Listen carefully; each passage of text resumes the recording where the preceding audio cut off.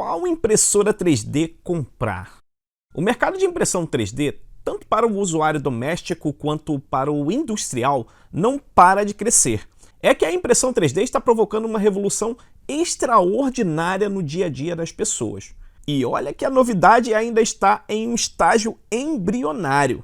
Se você está assistindo este vídeo, é porque provavelmente você também foi atraído por esta novidade e está procurando se informar para adquirir sua primeira impressora doméstica. Ok, atualmente há mais de uma centena de opções disponíveis para você escolher, desde impressoras com preços absurdamente atraentes até aquelas cujos preços ultrapassam 10 mil reais.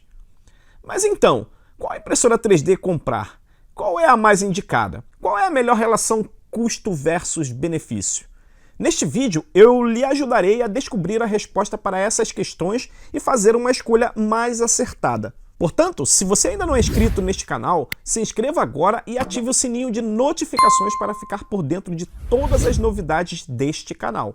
Pode se inscrever agora porque é de graça. Antes de entrarmos diretamente no assunto, gostaria de oferecer produtos 3D Fila. Ofereço porque eu uso e gosto. Praticamente todos os projetos deste canal são finalizados utilizando filamentos 3D Fila. Acesse o link na descrição para obter maiores informações. Na hora de escolher qual a melhor impressora 3D comprar, você precisa considerar o seguinte: comunidade. Comunidade é um fator importantíssimo na hora de se escolher uma impressora 3D. Na verdade, talvez seja o fator mais importante e decisivo, pois na hora do sufoco, as comunidades desempenham um papel fundamental. Elas não só lhe ajudarão a resolver problemas, como também contribuirão com dicas, upgrades, experiências, novidades e etc. Uma comunidade grande geralmente significa que a impressora é popular. Se é popular, significa que a experiência final dos usuários que adquiriram a impressora é boa ou é consequência de melhor relação custo versus benefício. Antes de adquirir uma impressora, verifique primeiro se há uma comunidade nacional ou internacional expressiva. Se não houver uma comunidade expressiva, as chances de você ter problemas sérios são muito maiores.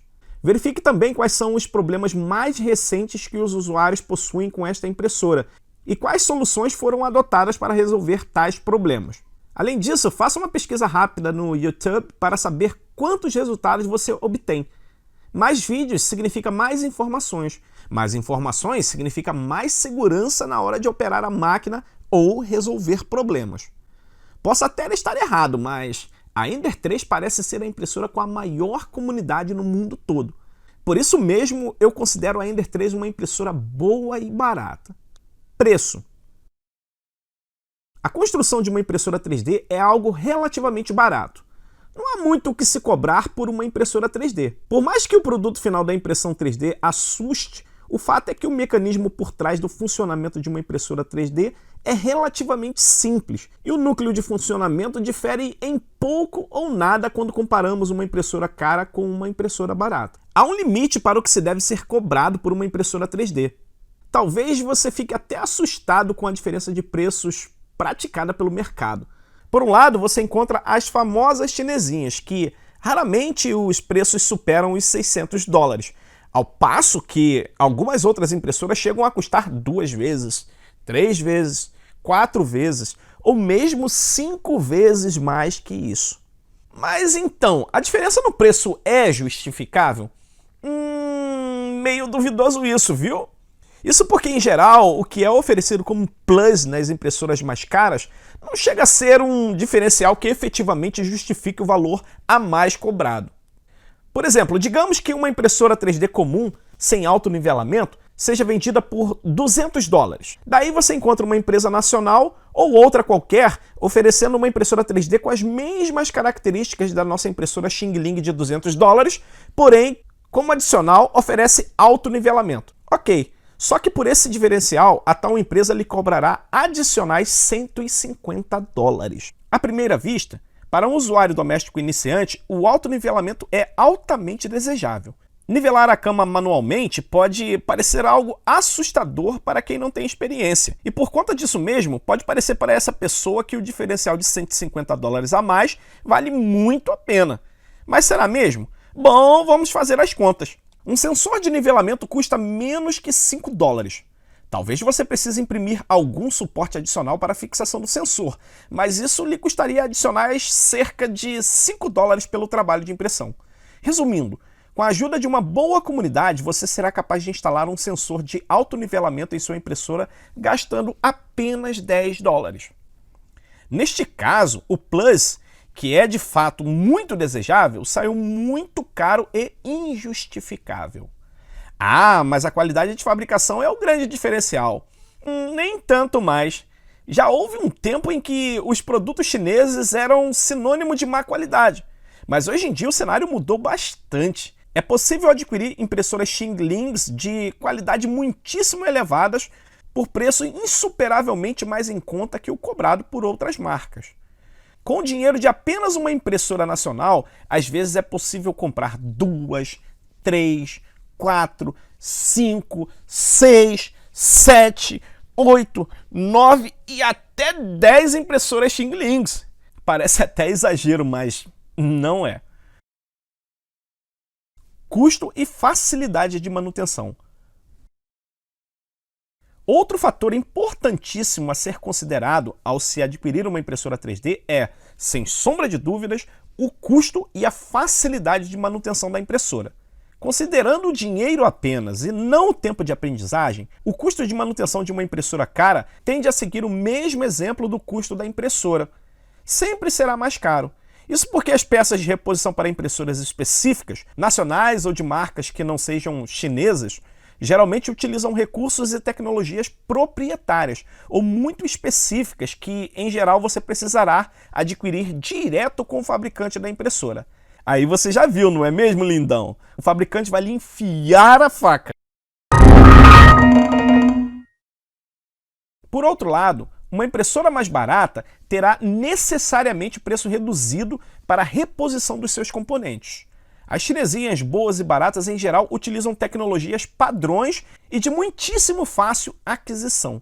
Ou seja, você não ficará preso a um fabricante específico. Além de ter uma variedade muito grande à sua disposição para escolher à vontade, a concorrência faz com que o preço se torne muitíssimo reduzido. Em termos de facilidade de manutenção, atualmente tanto as impressoras mais caras quanto as mais baratas dão bastante trabalho. Alguém poderia dizer que o suporte nacional seria um diferencial. Nem tanto assim, pois em geral os fabricantes nacionais não possuem uma rede de assistência técnica muito ampla. E via de regra, se você precisar de uma intervenção direta do fabricante, você precisará enviar a impressora de volta para o fabricante. Aí já viu, né, bonitão? Embalar um equipamento desses e enviar para o fabricante nem de longe é uma tarefa fácil, pois além do custo, ainda é preciso considerar toda a problemática envolvida na logística. Já as impressoras com uma grande comunidade de usuários, fica infinitamente mais fácil encontrar suporte, seja em fóruns, Facebook, WhatsApp, YouTube, etc. Isso tudo 24 horas à sua disposição. Tanto impressoras nacionais quanto importadas dão os mesmos problemas e sobra dor de cabeça até que você aprenda 100% o funcionamento. Até hoje eu ainda levo um cacete danado das minhas impressoras de vez em quando. Facilidade de uso. As impressoras nacionais ou de marcas mais caras costumam oferecer alguns recursos mais aprimorados que facilitam de certa forma a vida de quem está começando, especialmente aquelas que são adquiridas 100% montadas e configuradas. Já as Xinglings, em geral, vêm em kits pré-montados ou completamente desmontados e, em geral, requerem maior intervenção dos usuários. Contudo, há impressoras Xinglings, tais como a Creality CR10S Pro e Artillery Genius, que são facílimas de montar, pois já vêm pré-montadas e em poucos minutos você terá a impressora funcionando. Entretanto, tanto as impressoras mais caras quanto as mais baratas não estão totalmente isentas de falhas, e ambas requerem um conhecimento mínimo e principalmente suporte durante a primeira operação. Ou seja, no presente momento você não escapará de ter que aprender um pouco sobre impressão 3D antes de conseguir um bom resultado.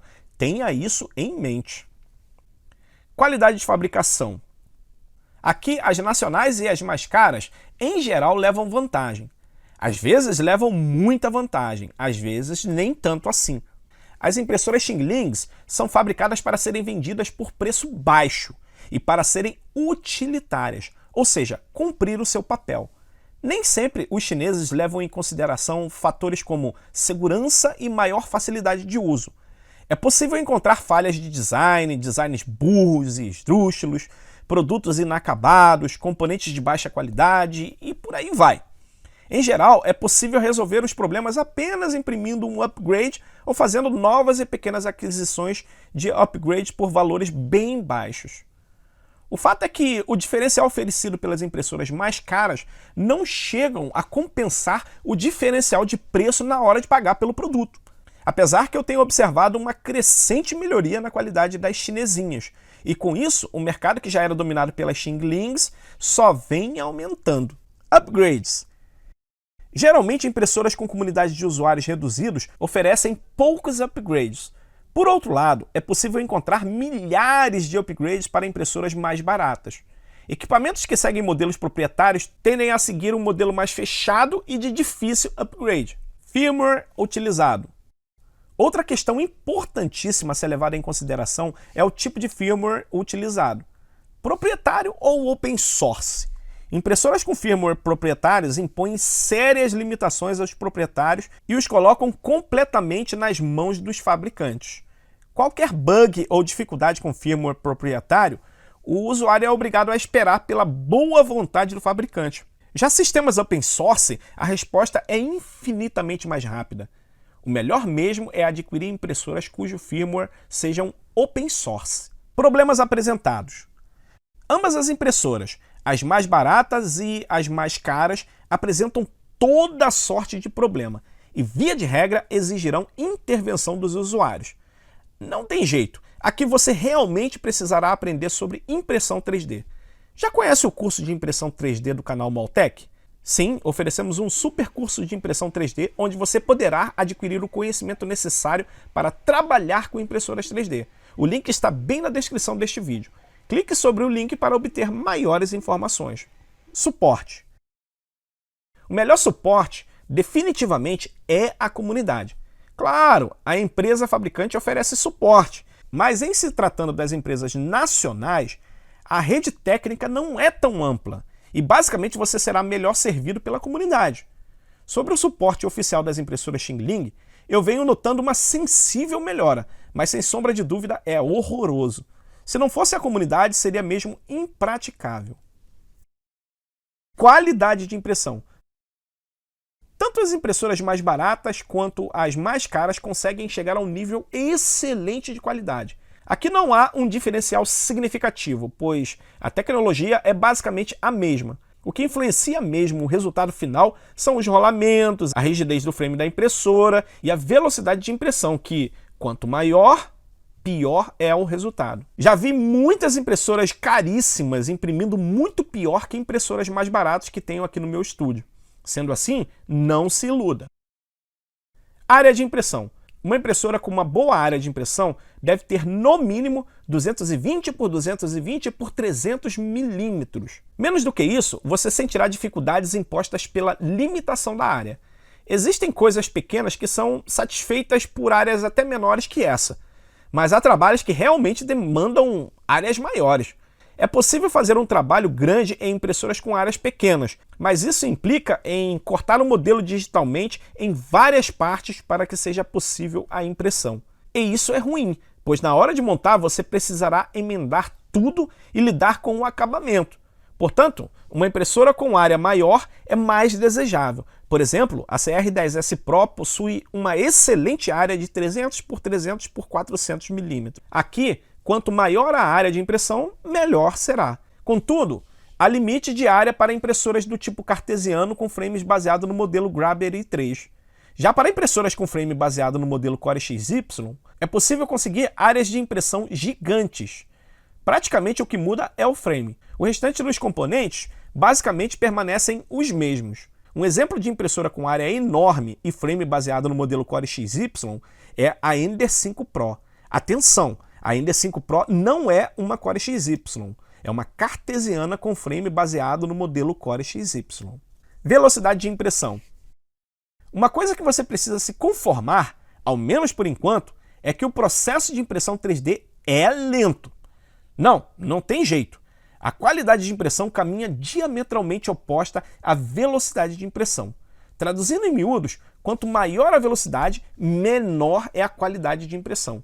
Modelos cartesianos são mais lentos, ao passo que modelos Core XY são bem mais rápidos. Entretanto, velocidade de impressão não depende exclusivamente da impressora, mas também da performance do filamento que se utiliza. Voltando à realidade, infelizmente, a velocidade precisa ser baixa caso a qualidade final exigida seja alta. Já coloquei coisas para imprimir que levei semanas imprimindo. É papo de deixar a impressora trabalhando e esquecer-se dela. Bom, eu acabei de explicar os principais pontos sobre impressoras 3D. Contudo, ainda há muito o que se falar sobre o assunto. Ainda precisaremos falar sobre impressoras FDM, de resina, sobre os materiais utilizados, sobre quanto tempo leva para imprimir algo e por aí vai. Se você pretende adquirir uma impressora 3D, o melhor que você pode fazer é se inscrever agora mesmo no canal, pois no próximo vídeo eu vou trazer mais informações sobre o assunto e também recomendarei uma série de impressoras 3D para iniciantes. Portanto, se inscreva agora no canal e ative as notificações para ficar sabendo quando eu soltar o próximo vídeo. Bom, é isso. Um forte abraço e até o próximo vídeo.